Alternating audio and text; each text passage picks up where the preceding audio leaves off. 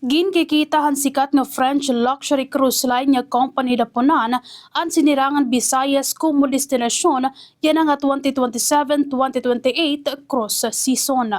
Mababaruan nga didahan mga nakalabay nga adlaw, ingin panginano hinian mga destinasyon na rehiyon kumo kapartehan assessment hini.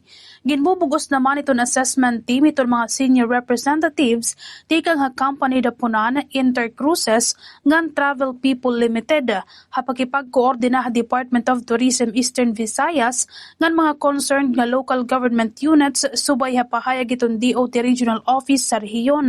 Pero iton mga ginbisita hini nga lugar ha rehiyon in Anbaybay City ha Leyte, Higatangan Island ha Naval Biliran, Maripipi Island ha Biliran, Limasawa Island ha Southern Leyte, ngan Kalanggaman Island ha Palumpon Leyte.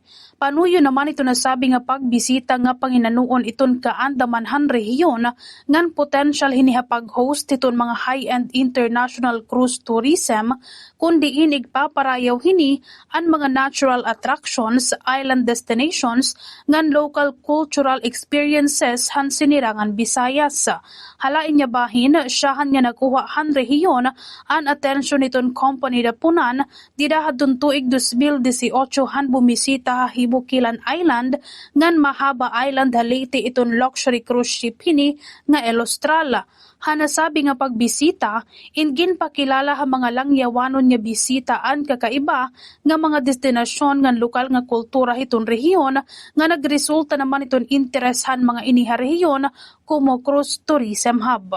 Magpapadayo naman ito na assessment ha Leyte, Southern Leyte, Samar nga Northern Samar, kundi nakapokus initon kultura, tradisyon, ngan island experiences nga nakakainganiyar ha mga cruise market.